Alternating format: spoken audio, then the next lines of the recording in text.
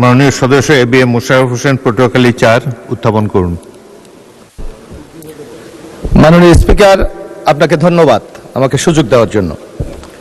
মাননীয় স্পিকার, আপনি জানেন যে আমরা দক্ষিণ অঞ্চলের লোক, ইতিমধ্যে আমাদের মাননীয় চিফ হুইপ বলেছে, দক্ষিণ অঞ্চলে মানুষের সাধারণত কর্মসংস্থানের জন্য তেমন ব্যবস্থা নেই। আমরা শুধু ধান চাষ এবং মাছ চাষের উপর নির্ভরশীল। কিন্তু আমাদের ওখানে মাননীয় সদস্য, প্রশ্নটা কোন যেভাবে ছাপা আছে ওটা পড়েন। আমি মাননীয় প্রধানমন্ত্রীর অনুগ্রহ করিয়া বলিবেন কি, সাগরকন্যা কুয়াকাটাকে একটি আন্তর্জাতিক মানের পর্যটন কেন্দ্র হিসাবে গড়িয়া তুলিবার জন্য সরকারের কোনো মহাপরিকল্পনা আছে কিনা? যদি থাকে তবে উক্ত পরিকল্পনার আওতায় আধুনিক সুযোগ সুবিধা সম্মিলিত অবকাঠামো নির্মাণের বর্তমান অবস্থা ও বাস্তবায়নের রূপরেখা কি? ধন্যবাদ মাননীয় স্পিকার। মাননীয় প্রধানমন্ত্রী। ধন্যবাদ মাননীয় স্পিকার, ধন্যবাদ মাননীয় সংসদ সদস্য আপনার প্রশ্নের জন্য। বাংলাদেশের পর্যটন খাতকে দীর্ঘমেয়াদী, টেকসই এবং পরিকল্পিতভাবে এগিয়ে নেবার লক্ষ্যে বর্তমান সরকারের সুনির্দিষ্ট কিছু প্রতিশ্রুতি রয়েছে।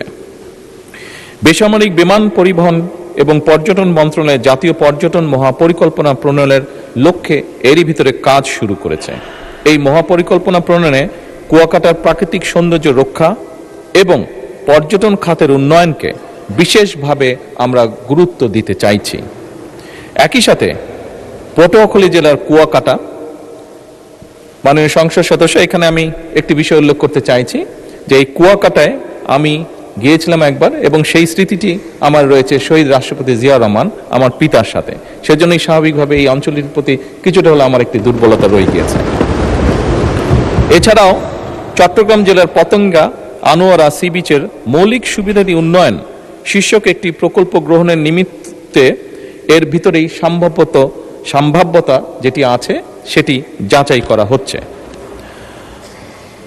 মাননীয় সংসদ সদস্য, মাননীয় স্পিকার, আপনাদের অবগতির জন্য জানাচ্ছি, গৃহায়ণ ও গণপূর্ত মন্ত্রণালয় কর্তৃক কুয়াকাটা সংলগ্ন 7টি উপজেলা গলাচিপা, কলাপাড়া, রাঙ্গামালী, বরগুনা সদর, পাথরঘাটা, আমতলী এবং তালতলী নিয়ে Payra Kuakata comprehensive plan focusing on eco tourism শীর্ষক গৃহীত পরিকল্পনা বাস্তবায়নের জন্য বর্তমান অ্যাকশন এরিয়া প্ল্যান তৈরি করা হচ্ছে।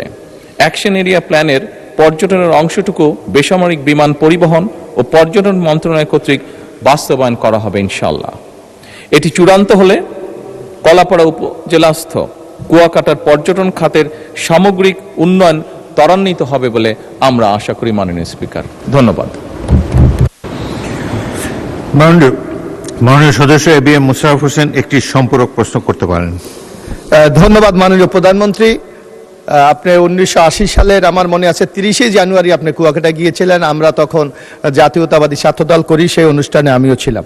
মাননীয় প্রধানমন্ত্রী, কুয়াকাটাকে আপনি যে পরিকল্পনার কথা বলেছেন, এর সাথে যদি ওখানে কুয়াকাটা পর্যটন কেন্দ্র আছে, নৌ একটা ঘাঁটি আছে, ওখানে একটি ক্যান্টনমেন্ট আছে, পায়রা বন্দর আছে, ওখানে এর সাথে যদি দ্রুত গতিতে একটি বিমানবন্দর করা যায় তাহলে কুয়াকাটাকে হয়তো আরও একটি গুরুত্বপূর্ণ পর্যটন কেন্দ্র হিসাবে আমরা গড়ে তুলতে পারবো। ধন্যবাদ মাননীয় প্রধানমন্ত্রী। মাননীয় প্রধানমন্ত্রী। মাননীয় স্পিকার, মাননীয় সংসদ সদস্য, আপনার প্রশ্নের জন্য ধন্যবাদ। দেখুন, বিমানবন্দরের বিষয়টি হচ্ছে, এটি তো স্বাভাবিক অর্থনীতির সাথে সম্পর্কিত। বিমানের ফ্লাইট অবশ্যই পরিচালনা সেখানে করা হয়তো যাবে, কিন্তু সেটি যদি লস হয় তাহলে তো পাবলিকের পকেট থেকে পয়সাটা যাবে, কাজেই সেটি বোধহয় বিজনেস ওয়াইজ খুব একটা ভালো হবে না মাননীয় স্পিকার। তবে কোনো প্রাইভেট কোম্পানি যদি সেখানে ফ্লাইট অপারেট করতে চায়, আমরা সরকারের পক্ষ থেকে চেষ্টা করব সেখানে তাকে ইনফ্রাস্ট্রাকচারটা যতটুকু সম্ভব তৈরি করে দেওয়ার জন্য। তবে অবশ্যই যাচাই বাছাইয়ের ভিত্তিতে আমাদেরকে এটি করতে হবে, কারণ সরকারের যেরকম আমরা লস চাই না, আমরা চাই না কোনো উদ্যোগ গ্রহণ করে সেটা তারা ব্যর্থ হোক বা সেটি ভালো না হোক। মাননীয় স্পিকার, এখানে আমি একটি কারেকশন দিতে চাইছি। এখানে মাননীয় সংসদ সদস্য হুম্মাম কাদের ওনার সম্পূরক প্রশ্নে প্রাইভেট স্কুলগুলোর ব্যাপারে একটি কথা বলেছিলেন যে গাইডলাইন, আমি তখন একটু ভুলভাবে উপস্থাপন করেছিলাম। প্রাইভেট স্কুলগুলোর ক্ষেত্রে সরকারের একটি গাইডলাইন অবশ্যই আছে, সরকারের একটি গাইডলাইন আছে, এই কারেকশনটা আমি দিতে চাইছি। সেই গাইডলাইনের ভিত্তিতেই তারা পরিচালনা করে থাকে। এখানে মাননীয় সংসদ সদস্য যদি ওনার যদি কোনো বিষয় থাকে এখানে উনি অ্যাড করতে চান, উনি যদি নোটিশ আনেন, তাহলে আমরা সেই গাইডলাইনের ভিত্তিতে সেটি পর্যালোচনা করে দেখতে পারি। ধন্যবাদ মাননীয় স্পিকার।